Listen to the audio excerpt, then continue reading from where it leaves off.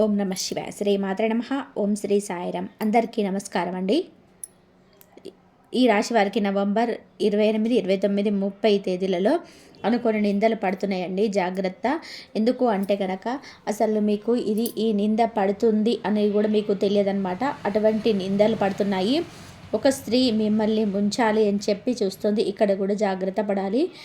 ఈ రాశి వారు ఈ వీడియో చూస్తున్నారు అంటే కనుక పరమేశ్వరుడి అనుగ్రహం ఉంది కాబట్టి ఈ వీడియోని చూస్తున్నారు అన్నట్టుగా భావించి వీడియోని ఎక్కడ కూడా స్కిప్ చేయకుండా చివరి వరకు చూసే ప్రయత్నం చేయండి. అప్పుడే మీకు పూర్తి వివరాలన్నిటి తెలుస్తాయి.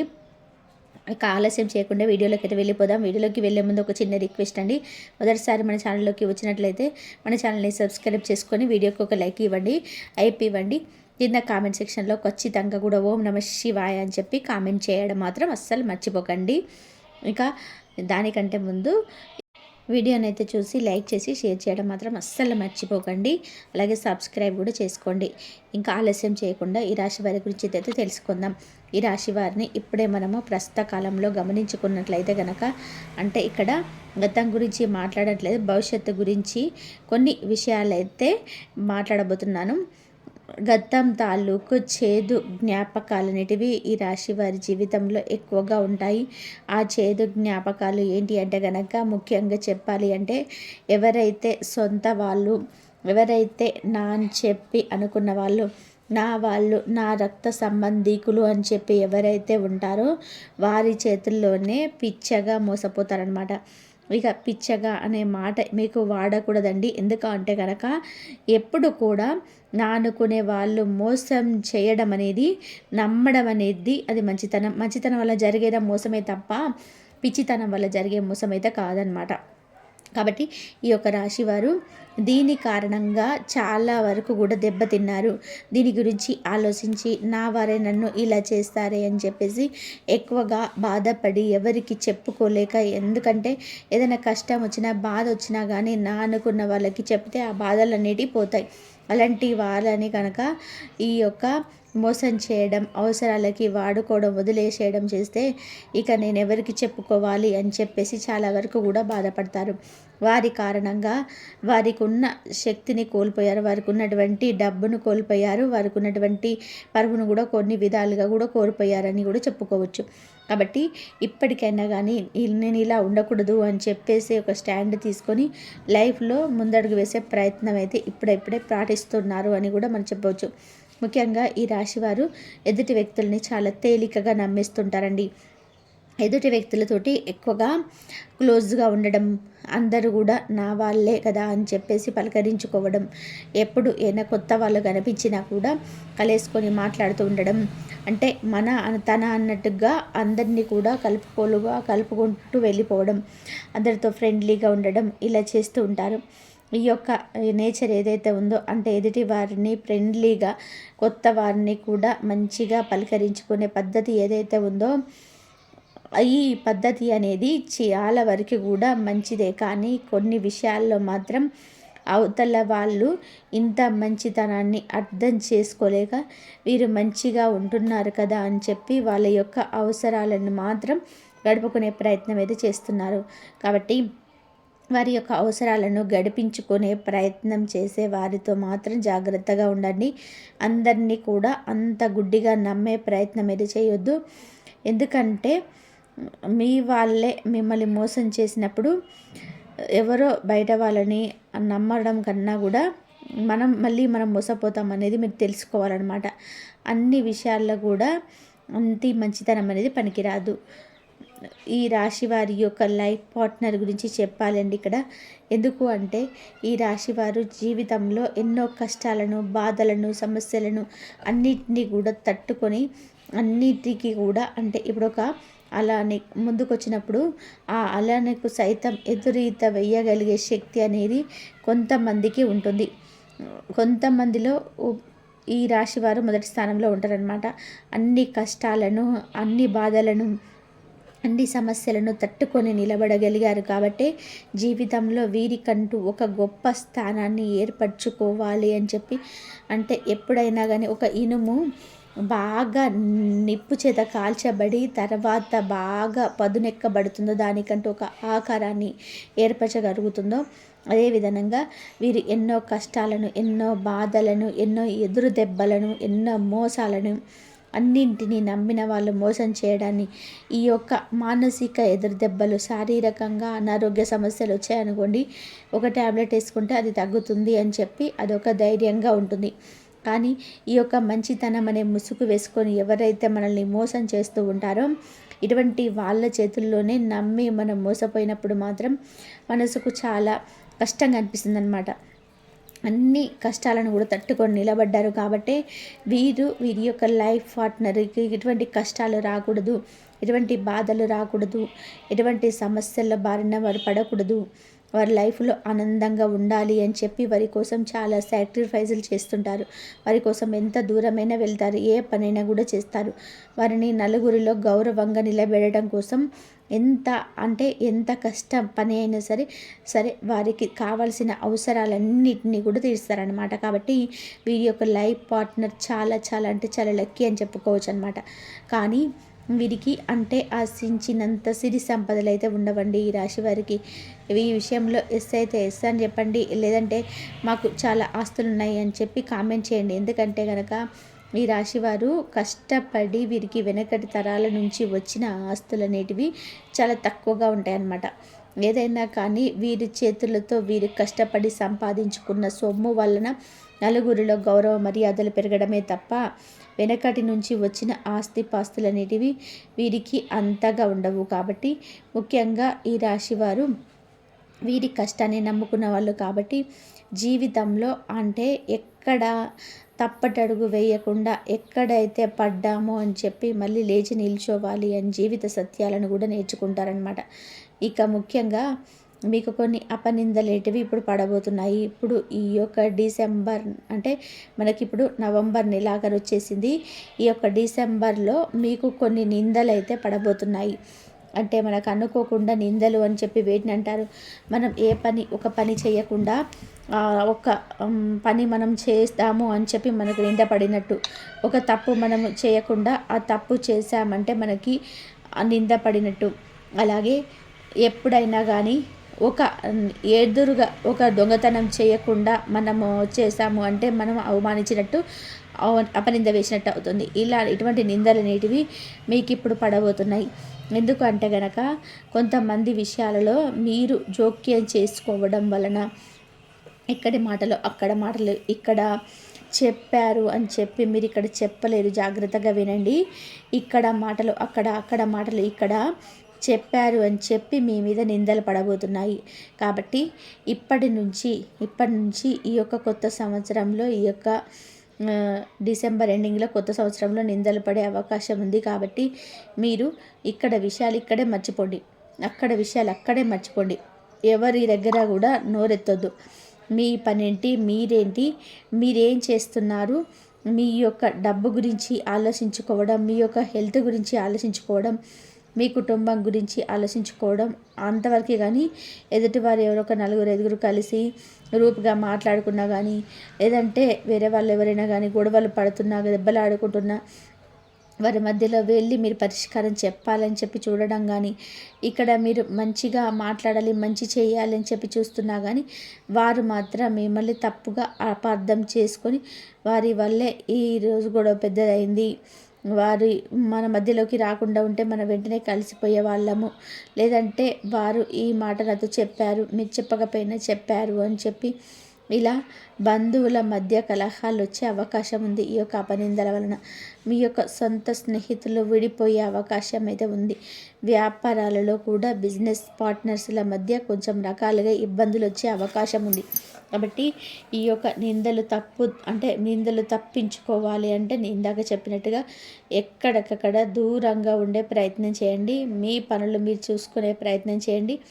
దీనివల్ల మీకు చాలా వరకు నిందలు అనేవి తగ్గుతాయి.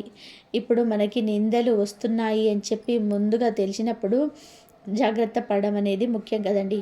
జాగ్రత్త అంటే ముందుగా మనకి తెలియక ఎక్కడ అంటే మన మంచితనం చూపించి మనకు వచ్చిందంటే అది ఒకది.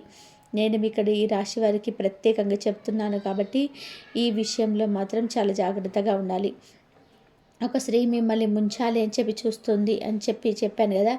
ఇంతకీ ఆ స్త్రీ ఎవరు అంటే గనక ఆ స్త్రీ మీ యొక్క ఇంట్లో ఉన్న స్త్రీ అన్నమాట. ముఖ్యంగా మీ యొక్క రక్త సంబంధం ఆ స్త్రీ. మీకంటే వయసులో పెద్ద వ్యక్తి. మీ యొక్క రక్త సంబంధం తెలుస్తుంది. ఈ స్త్రీ మిమ్మల్ని గతంలో చాలా వరకు కూడా అవసరాలకి వాడుకుంది. అదే విధంగా మిమ్మల్ని ఎన్నో రకాలుగా మీ చేతుల్లో డబ్బులు ఖర్చు పెట్టించింది. ఇంకా వారికి ఉన్న అవసరాలన్నీ గడిపించుకోవడం కోసం మీతో మంచితనం అనే ముసుగును వేసుకొని నటిస్తుంది. కాబట్టి ఆ స్త్రీతోటి మాత్రం చాలా జాగ్రత్తగా ఉండండి. ఆ స్త్రీ కేవలం మీకు తనకి ఉన్న బాండింగ్ ఏంటంటే కనుక రక్త సంబంధం అనే బాండింగ్. ఇంకా రక్త సంబంధం ఉన్నంత మాత్రాన ప్రేమ ఉంటుంది అని అనుకుంటే తప్పు. ప్రేమ ఉన్న వాళ్ళ గురించి నేను మాట్లాడటం లేదు. రక్త సంబంధం కోసం ప్రాణాలు ఇచ్చేవారు కూడా ఉంటారు, కానీ ప్రాణాలు తీసేవాళ్ళు కూడా ఉంటారు. ఇక్కడ వీళ్ళు రెండో రకానికి చెందిన వాళ్ళు. వీళ్ళు కేవలం అవసరాల కోసం మాత్రమే మీ దగ్గరికి వస్తున్నారా? జాగ్రత్త. ఏదైనా పని ఉంది అని చెప్పి అనుకున్నప్పుడు మాత్రమే మిమ్మల్ని కలుస్తున్నారా? జాగ్రత్త. ఏదైనా ముఖ్యమైన పని కోసం మాత్రమే గుర్తుపెట్టుకొని ఫోన్ చేస్తున్నారా? జాగ్రత్త.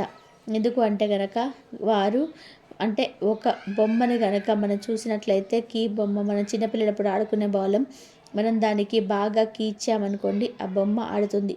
అదే కీ ఆపేస్తే, కీ ఇవ్వకుండా ఉంటే అది ఎక్కడున్న బొమ్మ అక్కడే ఉంటుంది. అలాగే అవసరమైనప్పుడు వచ్చి మీ దగ్గరికి కీ ఇస్తున్నారు.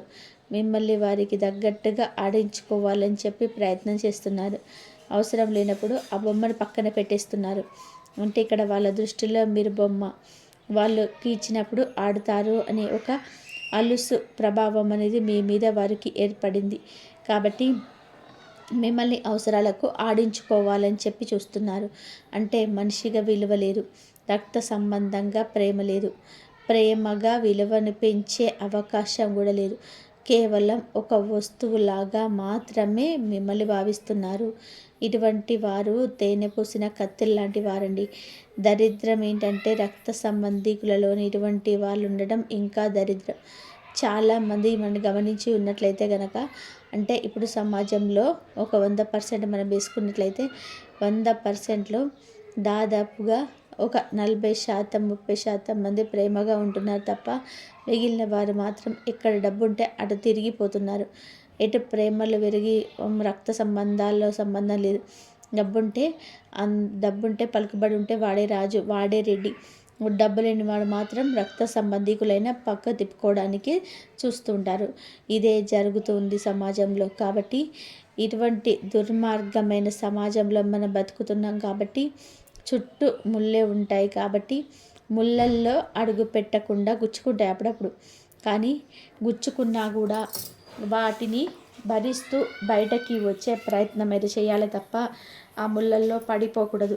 ముళ్ళలో పడిపోతే ఏమవుతుంది? ముళ్ళంతా గుచ్చుకుపోయి చివరికి చనిపోతాం కూడా.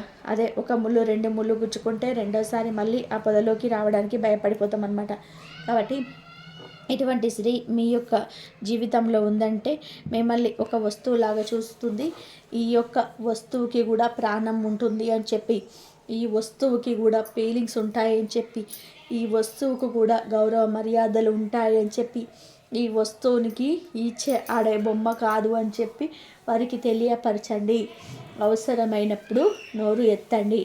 ఇక్కడ రక్త సంబంధం అనే ఒక అడ్డంకి ఉన్నంత మాత్రాన నోరు మూసుకొని ఉండాల్సిన అవసరం లేదు. మిమ్మల్ని మీరు నష్టపరుచుకోవాల్సిన అవసరం లేదు. ఎప్పుడైనా కానీ యువతల ఉంటే అవతల ఉండాలి, కావదని చెప్పటం లేదు. కానీ కేవలం అవసరాలకి వాడుకొని మీకు అవసరమైనప్పుడు ఇంత ఈసం సాయం చేయనప్పుడు అటువంటి వారు ఉంటే ఎంత, లేకపోతే ఎంత అని ఒకసారి ఆలోచించండి. నేను అంటున్నానని చెప్పి కోపం తెచ్చుకోవద్దు. పడ్డ వాళ్ళకి తెలుస్తుంది బాధ అంతా కూడా. కాబట్టి ఈ యొక్క పరిస్థితి అనేది మీ వరకు రాకుండా ఉండాలి అంటే కొంచెం కఠినంగా మారగా తప్పదు. ప్రేమ ఒకవైపే ఉంటే చాలదు, రెండో వైపు కూడా ఉండాలి. 2 చేతులు కలిస్తేనే చప్పట్లు అవుతాయి అన్న విషయాన్ని గుర్తుపెట్టుకోండి. అర్థమైంది కదా? ఇక ముఖ్యంగా ఈ రాశి వారికి 3 రోజులలో వృత్తిపరంగా, ఉద్యోగపరంగా, వ్యాపార పరంగా, చిన్న పెద్ద బిజినెస్ల పరంగా యావరేజ్గానే వెళ్తూ ఉంటాయండి. అంత లాభాలు అయితే ఏమి రావు, యావరేజ్గా వెళ్తాయి. కొంచెం కష్టపడండి. కష్టపడితే ఉన్న సమయాన్ని ఇంకా మరింత దాంట్లో ఇన్వెస్ట్మెంట్ పెట్టండి సమయాన్ని. దానివల్ల మీకు ఇంకా అధిక లాభాలు వచ్చే అవకాశం అయితే కనిపిస్తుందన్నమాట. కాబట్టి ఒక్క పనిని నమ్ముకోకుండా మరొక పని కూడా చేసుకోండి ఖాళీ సమయంలో. దానివల్ల లక్ష్మీదేవి కటాక్షం అనేది మీకు కలిగే అవకాశం అయితే కనిపిస్తుంది. ఇక కుటుంబ పరంగా చూసుకుంటే కుటుంబ పరంగా కూడా బాగానే ఉంటుంది. ఎటువంటి ఇబ్బందులు ఉండవు. కొంచెం కోపాన్ని ఆవేశాన్ని కంట్రోల్లో ఉంచుకోండి. ఇక రియల్ ఎస్టేట్ వారికి కానీ, రాజకీయ రంగంలో ఉన్నవారికి కానీ, సినీ రంగ పరిశ్రమలో ఉన్నవారికి కానీ, విద్యా వైద్య రంగంలో ఉన్నవారికి అనుకూలంగా ఉంటుంది. ఎటువంటి ఇబ్బందులు ఉండవు. అంతేకాకుండా ఓవరాల్గా అయితే లవర్స్ పరంగా చూసుకున్నట్లయితే కొన్ని ఇబ్బందులు వచ్చే అవకాశం అయితే ఉంది. ఒకరి మనసును ఒకరు అర్థం చేసుకోకపోవడం వలన, కేవలం అవతల వారి స్వార్థానికి మాత్రమే వాడుకోవడం వల్ల కొన్ని మిస్అండర్స్టాండింగ్స్ వచ్చే అవకాశం ఉంది. అమ్మాయిలు మాత్రం చాలా జాగ్రత్తగా ఉండండి. ఇక అంతేకాకుండా ఇప్పుడు ఏదైతే ప్రజెంట్ ఈ యొక్క డిసెంబర్ నీలాప నిందలు వచ్చే అవకాశం ఉందని చెప్పాను కదా, కాబట్టి గొడవలకి దూరంగా ఉండండి. ముఖ్యంగా నరదిష్టి ఉంది మీ మీద, చాలా వరకు నరదిష్టి ఉంది. ఈ నరదిష్టి తొలగించుకోవడం కోసం నేను ఎప్పుడు చెప్తేదే మళ్ళీ చెప్తున్నాను. ఎందుకు అంటే కనుక మీరు బయటకు చక్కగా రెడీ అయ్యి వెళ్ళినా కానీ, ఫ్యామిలీతో కలిసి వెళ్ళినా కానీ, నలుగురిలో పెళ్ళిళ్ళకు కానీ, ఫంక్షన్లకు కానీ అటెండ్ అయినా కానీ మీ కుటుంబం మీద ఎదుటి చూపు ఉంటుందండి. ఈ యొక్క చూపు వల్ల ఏమవుతుందంటే కనుక కుటుంబంలో చిన్న చిన్న కలహాలు, అనారోగ్య సమస్యలు, పిల్లలకి ఏదో ఒక ప్రాబ్లమ్స్ రావడం, అంటే పిల్లలు చెప్పిన మాట వినకపోవడం, భార్యాభర్తల మధ్య అసలు గొడవలే ఎందుకు వస్తున్నాయో కూడా తెలియకుండా ఉండడం, గొడవకుండా పడుకుంటూ ఉండడం, ఇవన్నీ జరుగుతున్నాయి అన్నమాట. కాబట్టి ఈ యొక్క నరదిష్టిని తొలగించుకోవడం కోసం ప్రతిరోజు కూడా కనీసం రోజు కాకపోయినా కానీ వారంలో 4 రోజులైనా కానీ ఒక మట్టి ప్రమిదను తీసుకొని ఆ ప్రమిదలో హారతి బిళ్ళని వేసి ఆ నిప్పు అంటే అగ్నితోటి కింద నుంచి పైకి ఎడమ చేతి వైపు 3 సార్లు, కుడి చేతి వైపు 3 సార్లు దిగదూడ్చి వేసుకోండి. దీనివల్ల ఏంటంటే కనుక అగ్నితోటి దిష్టి తీసుకువేసుకుంటే ఎటువంటి నరఘోష అయినా, ఎటువంటి నరదిష్టి ప్రయోగమైన, ఎటువంటి ఇదైపోతాయి అన్నమాట. కాబట్టి ఖచ్చితంగా కూడా అగ్నితోటి దిష్టి తీసేసుకోండి. కాలికి ఎప్పుడు కూడా కుటుంబంలో ఉన్న వాళ్ళందరూ కూడా నల్లదారం కట్టుకోండి. ఏ ఫంక్షన్కి వెళ్ళినా కూడా అరికాల్లో కాటిక చుట్టుక పెట్టుకోండి. పిల్లలకు కూడా మంచి చెడు చెప్పండి.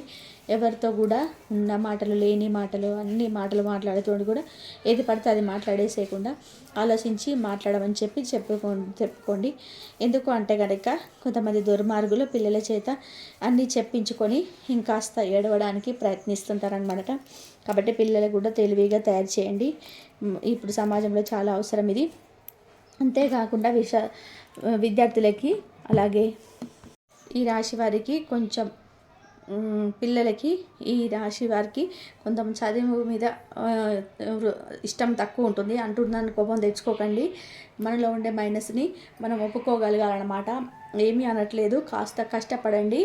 ఎందుకు అంటే కనుక ఈ యొక్క ప్రపంచంలో మనకి గర్వంగా దర్జాగా చూపించేది ఏమైనా ఉందంటే అది చదివే అన్నమాట. మనకంటూ ఒక స్థాయిని ఏర్పరచగలిగేది కూడా చదివే. కాబట్టి ఆ చదువును నిర్లక్ష్యం చేసుకోవద్దు.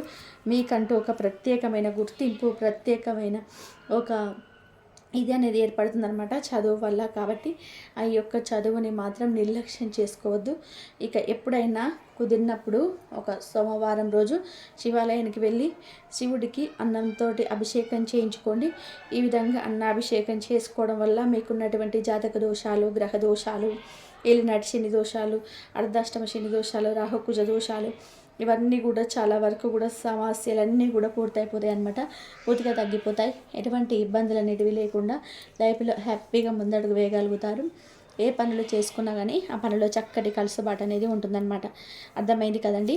ఈ చిన్న చిన్న పనులు చేసుకుంటూ వేటికి దూరంగా ఉండాలి, ఎవరికి దూరంగా ఉండాలి, ఏ స్త్రీకి దూరంగా ఉండాలి, ఎవరికి, ఇవన్నీ కూడా తెలియపరిచాను కదా.